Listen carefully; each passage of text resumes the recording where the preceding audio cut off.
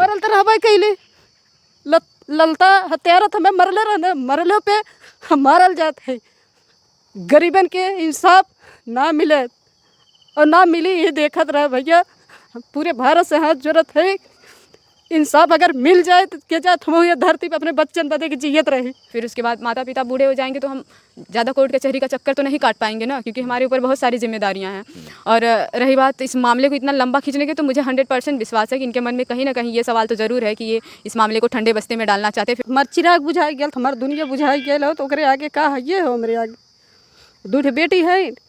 जब ले बल पैरू हाथ गोड़ चली तब ले उन लोग के जियाई खियाई पूरी हौसला हमार दुनिया उजाड़ दिए है। ओकरे आगे हम का कह सकीला। वो हमारे आँखें के सामने हमारे हाथ से छीन के जवन काम भयल बा घटना उधर हमार के बुझाई पाए। नमस्कार, आपके साथ मैं हूं आदित्य कुमार। 7 महीने बाद एक बार फिर मैं जौनपुर में हूं। जौनपुर में अनुराग यादव के घर पर हूं। अनुराग यादव का पूरा परिवार अभी भी न्याय के लिए तड़प रहा है।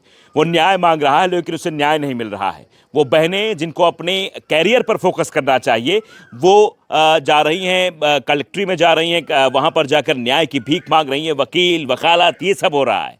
आखिरकार न्याय क्या उनकी झोली में नहीं आएगा? और ये सवाल हम इसलिए भी पूछना चाहते हैं क्योंकि तहसीलदार द्वारा जब नोटिस लगाई गई थी तो अब फिर से वही प्रक्रिया क्यों दोहराई दी जा रही है? क्योंकि वो 7 महीने पहले वो प्रक्रिया हो चुकी थी। बताया जा रहा है कि नवंबर में 8 नवंबर को नोटिस चस्पा कर दी गई थी, लेकिन उसके बाद अभी तक कोई कार्रवाई नहीं हो पाई। अभी तक बुलडोजर नहीं चला है, अभी तक वो बिल्डिंग खड़ी हुई है। आखिरकार क्यों कार्रवाई नहीं हुई? ये सवाल हम इसलिए भी पूछ रहे हैं कि अब उस मामले को घुमाकर फिर से वहीं लाकर खड़ा कर दिया गया है। अब कहा जा रहा है फिर से नापजोख होगी, फिर से नोटिस जाएगी, फिर से देखा जाएगा कि आखिर किसकी मालियत है, नहीं है, ज़मीन कहाँ है, क्या है। तो फिर जो उस वक्त नोटिस चस्पा की गई थी उसका क्या मतलब हुआ? अब जो वही प्रक्रिया दोहराई जाएगी, यानी फिर से 7 महीने पीछे ढकेल दिया गया है। 7 महीने क्या, आप 6 महीने कह लीजिए, यानी नवंबर में फिर से लाकर उसी मामले को लपेट दिया गया है जहां से वो शुरू हुआ था। तो ऐसे में तो न्याय कितना महंगा हो गया है। आप जानते हैं कि एक अगर फोटो कॉपी आप कराने जाएंगे तो उसका भी अब 5 रुपया लगता है। और लगातार पेशी दर पेशी परिवार जाता है। परेशान है अनुराग यादव का परिवार। अनुराग यादव जिनके साथ गलत हुआ उन्हीं का परिवार ही परेशान है। ये अपने आप में बताने के लिए काफ़ी है कि आखिरकार न्यायिक व्यवस्था सवालों के घेरे में क्यों ना खड़ी की जाए, क्यों सवाल ना पूछा जाए, क्यों उन अधिकारियों से, जिम्मेदार अधिकारियों से सवाल ना पूछा जाए जो लगातार अपनी जिम्मेदारी से पल्ला झाड़ते हैं। आपको लगता है, आपको भी कष्ट होता होगा शायद इस बात का कि मेरे ही साथ गलत हुआ, मेरे ही चिराग को बुझा दिया गया और मैं ही उन लोगों पर कार्रवाई करने के लिए दर दर की ठोकरें खा रहा हूँ। भैया कष्ट तो बहुत होता है हर तारीख पे, और जब जब कोर्ट से जाता हूँ तो लौटता हूँ तो रोता हूँ कि क्या किस्मत पाई मैंने। बेटा भी चला गया, पैसे भी चले गए, सारी उम्र की कमाई लुट गई और न्याय के लिए भटक रहा हूँ। फिर भी कानून व्यवस्था पे भरोसा करके बैठा हूँ। आज नहीं तो कल किसी का दिल पसीजेगा, किसी को तरस आएगा इस गरीब पे, तो हो सकता है न्याय मिल जाए। मतलब आपको लगता है कि न्याय महंगा हो गया है, गरीबों के लिए न्याय इस देश में नहीं है? भैया देश में न्याय है लेकिन इतना देर से मिला हुआ न्याय का बरखा जब कृषि सुखाने, जब मैं मर गया उसके बाद न्याय मिला, क्या मतलब मिलेगा? क्या मिलेगा मुझे? फिर मैं देख तो पाऊंगा नहीं। मेरी आंखों के सामने न्याय मिल जाए, और मेरी गारंटी नहीं है, इतनी बीमारियों ने घेर रखा है, कब चला जाऊं क्या गारंटी है? किसी कोई गारंटी नहीं। मेरे आँख के सामने मेरा जवान बेटा चला गया तो मैं अपनी ज़िंदगी कौन सी गारंटी लूं? तो न्याय मिलेगा। आज मैं गया था, डीएम साहब से मिला, एसडीएम साहब से मिला, तहसीलदार साहब से मिला, और बहुत सारी चीज़ें हुई। पूरे दिन कचहरी में धक्का खाया, पूरा परिवार लेके गया था। तो डीएम साहब ने आश्वासन दिया और उन्होंने कहा कि आप चिंता मत करिए, मैं तहसीलदार को बुला के ऑफिस में मैं बात करता हूं और आप जाइए। लेकिन फिर उसके बाद मैं एसडीएम साहब के यहाँ गया, उनसे बातचीत की, फिर तहसीलदार साहब से बातचीत की। हालांकि तहसीलदार साहब बात करने से कतराते रहे। अच्छा जी, तहसीलदार साहब का रवैया जो था वो इग्नोरेंस का था, मतलब वो आपको इग्नोर कर रहे थे देख के? जी जी बिल्कुल, देख के इग्नोर भी कर रहे थे और बात भी करना नहीं चाहते थे। तो मैं उनके ऑफिस से निकल आया। अच्छा जी, ये अपने आप में बड़ी बात है। देखिए कि तहसीलदार जो जनता के टैक्स के पैसे से सैलरी पाते हैं, जनता के लिए उन्हें काम करना चाहिए, वो अनुराग यादव के पिता जिनके बारे में पूरा देश जानता है, जिनके साथ कितना गलत हुआ है कि इनके जवान बेटे को काट दिया गया है, और इस पर एक नज़ीर प्रस्तुत करनी चाहिए अधिकारियों को कि दोबारा ऐसी घटना ना हो, दोबारा इस तरह की घटनाओं की पुनरावृत्ति ना हो। लेकिन आप समझिए कि नज़ीर प्रस्तुत करने की बजाय जो तहसीलदार साहब का रवैया है वो देखने लायक था। देखने लायक कैसे था कि वो इग्नोर कर रहे थे, वो बातचीत नहीं कर रहे थे। और उसके बाद आपको डीएम ऑफिस जाना पड़ा। डीएम साहब से आपने शिकायत की कि तहसीलदार ऐसे रवैया अपना रहे हैं? नहीं साहब, फिर मैं शिकायत कर रहे हैं क्योंकि डीएम साहब से मिल के मैं वापस आया था। फिर एसडीएम साहब से मिला तो उनसे भी बातचीत हुई काफ़ी टाइम तक, काफ़ी देर तक। तो उन्होंने मुझे समझाया कि न्यायिक प्रक्रिया चल रही है, आप चिंता मत करिए, थोड़ा सा वक्त लग जा रहा है तो उसके लिए परेशान ना हो। तो एसडीएम साहब ने भी आश्वासन दिया, लेकिन तहसीलदार साहब बात करने से कतराते रहे। तो कई बार हमने सोचा, तो उसके बाद मैं उठ के चला आया। 5 मिनट तक बैठा था, उठ के चला आया। फिर तहसीलदार साहब, मैं आपसे सवाल पूछना चाहता हूं। आप जिस कुर्सी पर बैठे हैं, आपका दायित्व है कि आप जनता की बातें सुने। अनुराग यादव के पिता हो या कोई अन्य पीड़ित हो, आपको उसकी आवाज़ सुननी चाहिए, उसका काम करना चाहिए, इसीलिए आप कुर्सी पर बैठाए गए। अगर इस तरीके की चीज़ें आप करेंगे तो सवाल तो पूछा जाएगा। हम माँ से भी ज़रा बात कर लेते हैं। ये माँ का दिल तो आप जानते ही कैसा होता है। मैं बात नहीं करना था, लेकिन फिर भी मैं सोच रहा हूँ कि 7 महीने बीत गए हैं, 7 महीने का वक्त, न्याय की उम्मीद, न्याय की आस, क्या सोचती हैं आप? का सोची भाई, क्या अब आँख लगाए यह बैठी है कि जात हमरे भैया के इंसाफ मिल जाए, लेकिन उम्मीद ना हो। आज गए लली है कचहरी। आप भी गई थी? हाँ। अच्छा, लेकिन भैया वहाँ के अधिकारियों का रवैया देख के क्या लगा कि ये लोग हमारे लिए काम कर रहे हैं, नहीं कर रहे हैं? भैया आश्वासन दिए हैं डीएम साहब, वही आश्वासन पे कुछ विश्वास बा, और कौन विश्वास करी के करे पे। अब 8वां महीना आज 6-7 दिन गए, लेकिन कौन उम्मीद तो ना हो हमें कि हमरे बेटे के इंसाफ मिल जाए। हमें कोनो उम्मीद ना हो। लेकिन मैं दिखाना चाहूँगा, वो ज़रा बिल्डिंग दिखाएं, कैमरामैन से कहूँगा वो बिल्डिंग अभी भी वैसी की वैसी खड़ी हुई है, और वो उस अहंकार को दिखाने के लिए काफ़ी है। ये बिल्डिंग शायद इस परिवार को भी चिढ़ाती होगी कि तुम मेरा कुछ नहीं बिगाड़ पाए, मैंने तुम्हारा पूरा परिवार उजाड़ दिया। पिता जो बाहर नौकरी कर रहा था, उसे भी घर लौटना पड़ा, क्योंकि अब जो जवान बेटा था वो नहीं है। 2 बेटियां हैं, अनुराग की 2 बहनें हैं, उनकी भी देखरेख करनी है। तो आप समझिए, एक परिवार को बिखारने वाला, और ये ज़मीन का ही विवाद था, तो क्यों ना उस विवाद को ख़त्म कर दिया जाए। लेकिन अभी तक अधिकारियों का जो ढुलमुल रवैया है वो साफ तौर पर यह दर्शाता है कि वो इस मामले को और लंबा खींचना चाहते हैं। क्या लगता है आपको? 7 महीने हो गए हैं, अभी चाहते हैं कि और चलता रहे। कुछ दिन बाद तो लोग ठंडे हो ही जाएंगे, शांत हो जाएंगे, बैठ जाएंगे। भैया का हो, हमरे जब हमार चिराग बुझाई गया, हमार दुनिया बुझाई गया हो, तो ओकरे आगे का है ये हो। हमरे आगे 2 बेटी है, जब ले बल पैरू हाथ गोड़ चली तब ले उन लोग के जियाई खियाई, पूरी हौसला हमार दुनिया उजाड़ दिए है। ओकरे आगे हम का कह सकीला। वो हमारे आँखें के सामने हमारे हाथ से छीन के जवन काम भयल बा घटना, उ दर्द हमार के बुझाई पाए।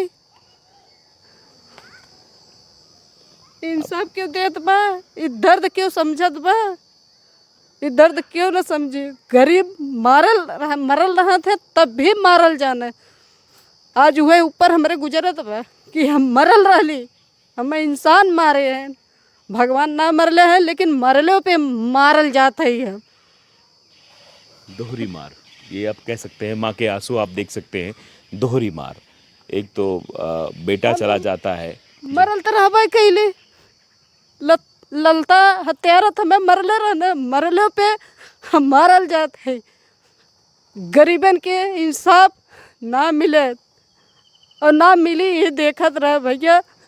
पूरे भारत से हाथ जोड़त है, इंसाफ अगर मिल जाए तो क्या जात हम ये धरती पे अपने बच्चन बदे के जियत रहे, नहीं तो हम अपने बच्चन के लेके हत्या करना है, अपने अनुराग के संगे चल जात, हमें इंसाफ न मिली तो। आप देख सकते हैं माँ का दर्द कितना ज़्यादा होता है, उसकी वेदना कितनी ज़्यादा होती है, उसकी पीड़ा कितनी ज़्यादा होती है। ये मैं शब्दों में बयान नहीं कर सकता हूँ। लेकिन आप इस बात को समझिए कि ये दोहरी मार इस परिवार पर जो दी जा रही है वो कितनी घातक है। एक तरफ से पूरा परिवार उजड़ गया और दूसरी तरफ जो है ऐसे लोगों पर कार्रवाई नहीं हो रही है, बुलडोज़र नहीं चल रहा है, वो जो ज़मीन का विवाद है वो नष्ट नहीं किया जा रहा है, तो बड़ा सवाल खड़ा होता है। हमारे साथ अनुराग की बहन भी हैं, इनसे भी बात करेंगे। स्वाति, आज आप गई थी डीएम ऑफिस और जो पूरे इतने दिन से मामला चल रहा है, कष्ट तो बहुत बड़ा है, उसका तो अवलोकन नहीं किया सकता शब्दों में, लेकिन क्या लगता है कि कार्रवाई की कोई गुंजाइश मात्र दिखाई दे रही है? गुंजाइश मतलब कह तो नहीं सकते, लेकिन आज हम डीएम सर से मिले हैं, उन्होंने हमसे बात की और वो बोले हैं कि मैं जल्द से जल्द इस मामले में सुनवाई करवाता हूँ और मैं तहसीलदार से मिल के जल्द ही कार्रवाई पूरी करवाता हूँ और ललिता के घर को ध्वस्तीकरण कराएंगे हम। ये डीएम साहब ने बोला है। जी। अभी पिताजी से थोड़ी देर पहले बात हो रही थी कि तहसीलदार का जो रवैया था वो बहुत ही उल्टा था, और जो खबर अभी मिल रही कि फिर से वही नाप-जोख होगी, फिर से वही चीज़ें होंगी जो पुनः पहले हो चुकी हैं। हाँ, फिर से तहसीलदार साहब का कहना है कि फिर से एक बार स्थलीय निरीक्षण करवाया जाए। तो मतलब ये बात हो गई ना कि जो पहले 8-10 दिन पहले जो नोटिस चस्पा किए थे, ये आनन-फानन में किए होंगे या फिर मतलब पूरी जानकारी इकट्ठा करने के बाद ही किए होंगे, ये तो वही जानते होंगे ना। या फिर मामले को ठंडा करने के लिए कि मामला भी ठंडा हो जाए, अब नोटिस चस्पा हो जाएगी तो लोग सवाल पूछना बंद कर देंगे, आप लोग सवाल उठाना बंद कर देंगे। मैं अपना बता दूं भैया, तो मुझे तो यही लगता है कि मतलब इस मामले को इतना लंबा खींचा जा रहा है, कहीं ना कहीं इनके मन में ये बात ज़रूर है कि धीरे धीरे इसको ठंडे बस्ते में डाल देंगे, फिर कौन रहेगा पूछने वाला। हाँ, फिर कौन रहेगा, और तुम्हारी भी शादी हो जाएगी, तुम भी चली जाओगी, फिर माँ बाप और ये फिर चीज़ें, फिर कौन केस लड़ेगा, कौन जाएगा। वही बात है ना कि धीरे धीरे परिवार के लोग भी कम होते रहेंगे, फिर उसके बाद माता पिता बूढ़े हो जाएंगे तो हम ज़्यादा कोर्ट कचहरी का चक्कर तो नहीं काट पाएंगे ना, क्योंकि हमारे ऊपर बहुत सारी जिम्मेदारियां हैं।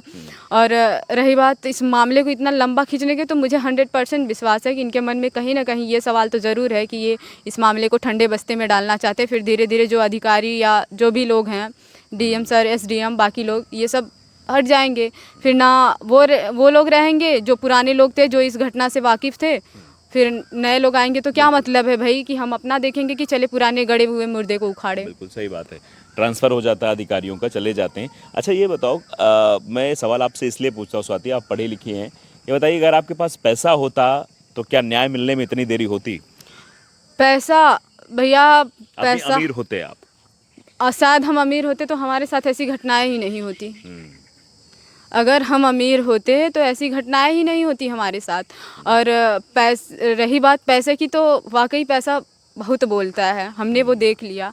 एक गरीब परिवार ऐसे रोता भी लगता रहे, आपके मैटर से किसी को कोई लेना देना नहीं है, आपके मैटर से किसी को कोई लेना देना नहीं है, हमको बस पैसे से मतलब है। और ये जो नियम कानून, ये सब ना किताबी बातें हैं भाई, ये सब बस लिखी गई हैं संविधान में, ये धरी की धरी रह गई हैं, उसके नाम पे लोग पैसा लूट रहे हैं। अच्छा, अधिकारी सब पैसे लूटते हैं? हाँ बिल्कुल। अभी हमारे साथ क्या हो रहा है, तहसीलदार साहब के ऊपर कहीं ना कहीं तो प्रेशर है, हमारा प्रेशर नहीं है उनके ऊपर, उनके ऊपर ये प्रेशर है कि आप इसको लंबा खींचो। अच्छा, आप इसको लंबा खींचो और उसके लिए आपको जितने पैसे चाहिए मैं दे रहा हूँ। अच्छा, सब हमारी तरह बेवकूफ़ तो है नहीं कि सब कुछ गंवा बैठे हैं। अब एक शख्स का घर से हट जाना, अभी कोई परदेश चला जाता है तो लोग उसके लिए कितना रोते हैं, जबकि उम्मीद रहती है एक न एक दिन वापस आएगा। फिर हम किस उम्मीद में जी रहे हैं, हम किस उम्मीद में जी रहे हैं कि हमारा कब आएगा। और दूसरी जो न्याय की उम्मीद है वो भी खारिज हो रही है। न्याय की उम्मीद तो हमें तो बस तारीख ही तारीख मिल रही है ना, जैसे किसी मूवी में था कि तारीख पे तारीख, तारीख पे तारीख, हमारे साथ वही हो रहा है। हमने डीएम सर से मिला, हाँ उन्होंने आश्वासन दिया है हमें और बोले हैं जल्द से जल्द कार्रवाई होगी, लेकिन हम आपसे ऊपर है तो हमारा काम है आप पे प्रेशर करना। बिल्कुल, हमारा काम है आप पे प्रेशर करना, पेन तो आपके हाथ में है ना, आप पेन नहीं चलाएंगे तो मैं प्रेशर करके क्या करूँगा। बिल्कुल सही बात है। जो जिनके हाथ में है उन्हें वो करना चाहिए ना, जिनके हाथ में जो है उन्हें करना चाहिए, लेकिन नहीं कर रहे हैं। ठीक है, लेकिन ये दुआएं, अगर दुआ और बद्दुआ की बात कर देना तो हमारी बहुत तेज़ लगती है, अपनी बता दें हमारी बहुत तेज़ लगती है और कहीं ना कहीं खलेगी ज़रूर। तहसीलदार साहब से एक निवेदन है भाई कि मत सुनिए आप हमारी ना, कभी आप अकेले में बैठ के अपने कलेजे पे हाथ रख के सोचिएगा कि किसी के घर का एक इंसान चला जाए और कभी वापस आने की कोई उम्मीद न रहे, फिर आपके ऊपर क्या बीतेगी। बिल्कुल, ये बहुत गहरी बात अनुराग की बहन ने बोली है कि किसी परिवार का एक चिराग बुझ जाए। अगर अपनी जगह अगर ये बहन जो बोल रही है तहसीलदार उस जगह अपने आप को रख के देखें, उस भावना को, इस वेदना को, उस पीड़ा को, उस कष्ट को सह के देखें, तब पता लगेगा कि हाँ, उस मामले में कैसी कार्रवाई होनी चाहिए। तब शायद इस तरीके की कार्रवाई नहीं होगी, तब जल्दी जल्दी कार्रवाई की जाएगी और तुरंत इस मकान को बुलडोजर से ढहा दिया जाएगा। सवाल अभी भी यही है कि आखिरकार इस मामले में इतना ढुलमुल रवैया क्यों? इस बहन के आंसुओं का, इन माँ के आंसुओं का हिसाब कब होगा? कब इंसाफ मिलेगा? क्या गरीबों के लिए इंसाफ सिर्फ किताबी बातें हैं? क्या गरीबों के लिए इंसाफ बना ही नहीं है? अमीर जो चाहे वो कर सके, जो पैसा देकर चाहे तो इंसाफ खरीद सके, कानून खरीद सके, कानून को भी जूतों के तल्लों के नीचे रौंद दिया जाए, संविधान को इधर उधर बहा दिया जाए। आप समझिए, सवाल अपने आप में बहुत बड़ा हो गया है, क्योंकि गरीब परिवार, अनुराग यादव का परिवार लगातार ये गुहार लगा रहा है, लगातार वो जा रहा है, सवाल पूछ रहा है, लेकिन उसके बावजूद भी कार्रवाई अभी तक ठंडे बस्ते में ही जाती दिखाई दे रही है। कहीं से भी कोई ऐसी लौ नहीं दिखाई दे रही, या किरणपुंज नहीं दिखाई दे रही जिससे लग सके कि बड़ी कार्रवाई होगी, इस घर पर बुलडोजर चलेगा। सिर्फ आश्वासन दिया जा रहा है, जुबानी आश्वासन है, लिखित तौर पर कहीं कुछ ऐसा नहीं है जिससे परिवार को भी ढाढ़स बन सके कि हाँ, उनके साथ गलत हुआ तो उनके साथ प्रशासन खड़ा रहा, उनको न्याय मिला और अनुराग जो हमारे बीच नहीं है उसको भी इंसाफ मिला।